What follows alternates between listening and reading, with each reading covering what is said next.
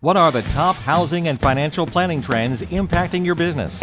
Find out this and more with TrendSpotter, brought to you by CMPS Institute. Hi there, my name is Jabron Nicholas. Welcome to another edition of TrendSpotter. Today I'd like to talk to you about the one thing that politicians just are not talking about during this election cycle, and the one thing that we should be most concerned with as we go into the 2016 presidential elections. In fact, I'm not sure if you had a chance to watch the Republican primary presidential debates a few weeks ago, but Governor Chris Christie said something really interesting. He said, why are we focused on the 29% of federal spending when we should be focused on the one thing that's taking up 71% of all federal spending? In fact, if you take a look at your screen, you'll notice that federal spending in the area of entitlements, which include Social Security, Medicare, Medicaid, and other mandatory spending programs, equal approximately $2.6 trillion. This completely dwarfs federal spending in all other areas. In fact, by the year 2031, which is just 16 years from now, federal spending on healthcare, Social Security, and other entitlements will equal 18% of our country's gross domestic product, otherwise known as GDP. Keep in mind that the entire revenue of the federal government represents approximately 18% of the size of the economy, which is known as GDP. By the year 2031, all the tax revenue that the government takes in is going to go toward healthcare, Social Security, net interest, and other mandatory spending. This means that there's only one of two things that can happen.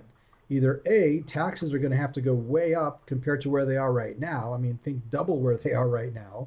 Or B, we're going to have to reduce the amount of money that we're spending on entitlement spending, which is Social Security, Medicare, Medicaid, and the like.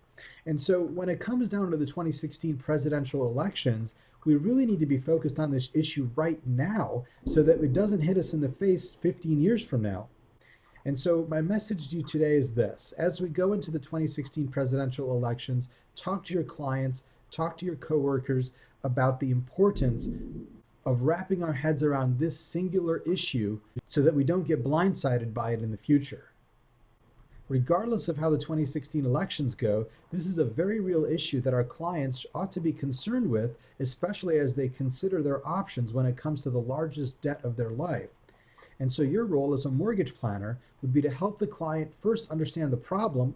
We shouldn't be counting on the government to finance our retirement. And secondly, to come up with a solution. How can we better manage our cash flow now? What loan options should we consider now to prepare for this tsunami that may come and hit us in the face just 15 short years from now? Thanks for listening, and I'll look forward to chatting with you again next week.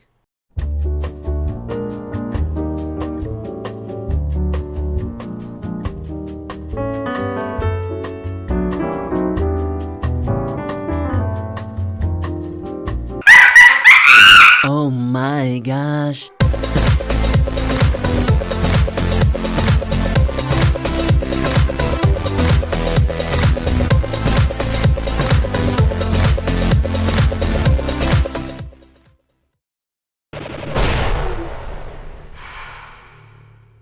This is Mortgage News Network.